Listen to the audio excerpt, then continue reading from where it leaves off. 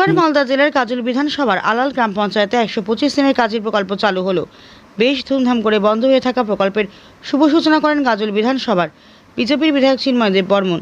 বিধায়কের সঙ্গে সরকারি অনুষ্ঠানে উপস্থিত ছিলেন গাজলের বিডিও সুমন ঘোষ, গাজলের এডিএ বিউটি পাহান, আলাল গ্রাম পঞ্চায়েতের প্রধান উমা মণ্ডল, উপপ্রধান শফিকুল ইসলাম সহ অনেকেই। ওই অনুষ্ঠানে খোদ বিধায়ককে দেখা যায় শ্রমিকদের কাছে সহযোগিতা করতে। জানা গিয়েছে, দীর্ঘ বছর ধরে আলালে কালী মন্দিরে পুকুর সংস্কারের কাজ বন্ধ ছিল। বিধায়কের দাবি, দুর্নীতির জন্য এগুলি বন্ধ ছিল। রাজ্য সরকারের ক্ষমতায় এসে কাজ চালু করে দিয়েছে, এবার সেখানে 125 দিনের কাজ হবে। এই নিয়ে শ্রমিকরা বেশ খুশি। এদিন গাজলের বিধায়ক বেশ উৎসাহিত দেখা যায়। আদিবাসীদের সঙ্গে ধামসা মাদল বাজিয়ে তাদের কর্মসূচিতে অংশ নেন। রাজু আলী খানের রিপোর্ট, জামালপুর নিউজ লাইভ।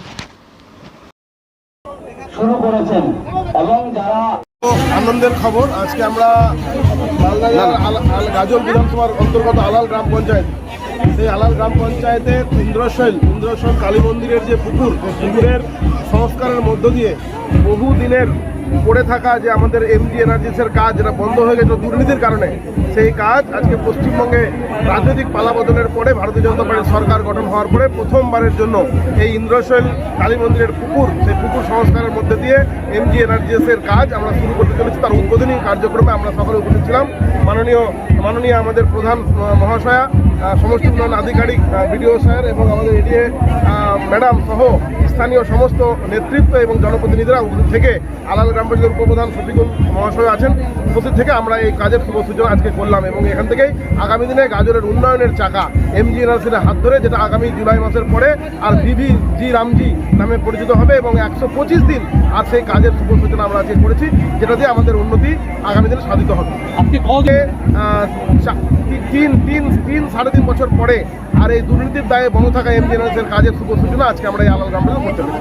এখন আমাদের যা ধারণা, যদি আমরা 125 দিন আর আমরা এটা করতে পারি, তাহলে যে সমস্ত মানুষ তারা নিজেদের পরিবার ছেড়ে, বয়স্ক বাবা মাকে ছেড়ে, সংসার ছেড়ে তারা বাইরে যেত পরিযায়ী শ্রমিক হিসেবে, আশা করি এই পালা বদলের পর, রাজনৈতিক পালা বদলের পরে সেই সমস্ত পরিযায়ী শ্রমিকদের আর নিজের পরিবার ছেড়ে বাইরে কাজ করতে যেতে হবে না।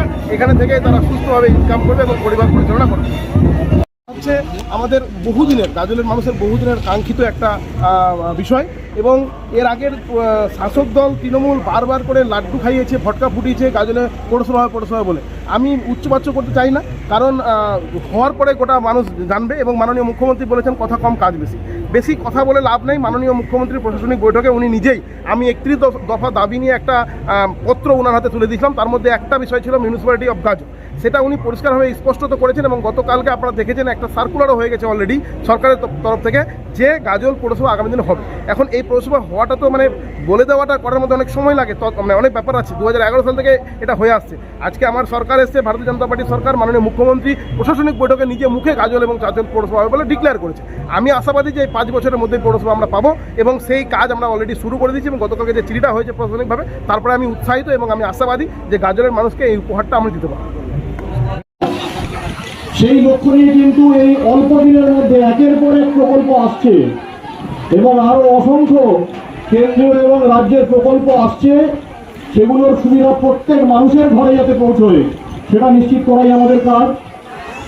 আবাস যোজনা নিয়েও আমাদের মাননীয় এমএলএ সাহেব বলেছেন, আবাস যোজনার ক্ষেত্রে প্রকৃত যোগ্য লোকটি যেন পায়, যারা অযোগ্য তারা যেন না পায়, এটা আমাদের নিশ্চিত করতে হবে। আমি আলাল গ্রাম পঞ্চায়েতের প্রধান ম্যাডাম এবং তার পুরো টিমকে বলবো, আগামী বেশ কয়েক মাস আমাদের কিন্তু এই লক্ষ্যে নিরলস পরিশ্রম করতে হবে, যাতে সরকারের যে প্রকল্পগুলো রয়েছে সেই প্রকল্পের সুবিধা আমাদের প্রত্যেকটি এলাকার প্রত্যেকটি বাড়িতে পৌঁছয়। যারা প্রকৃত যোগ্য মানুষ তারা যেন সরকারি কোনো প্রকল্প থেকে বঞ্চিত না হয়। সকলকে আবারও ধন্যবাদ জানাবো। আজকের খুব শুভ দিন, আপনাদের এখানে একটা কালী পুজোর অনুষ্ঠান হয়েছে। আজকে আমাদের ইন্দ্রাসীন শ্মশান কালী মন্দির, তার যে পুকুর সংস্কার, সেটা দিয়ে কাজে শুরু হবে। এবং আগামী দিনে আমাদের প্রত্যেকটা এলাকায় এবং আপনাদের এলাকাতেও এই এমজি এনার্জিএস এবং সরকারি বিভিন্ন প্রকল্পের মাধ্যমে প্রত্যেকটা জায়গায় যেন উন্নয়ন ছড়িয়ে যায়। আপনারা প্রত্যেকটা এলাকার মানুষ যেন সুখে শান্তিতে আনন্দের সঙ্গে বসবাস করতে পারেন, এই জন্যে এই আশা রেখে, এই কামনা রেখে সকলকে অনেক ধন্যবাদ দিয়ে আমার বক্তব্য শেষ করছি। নমস্কার।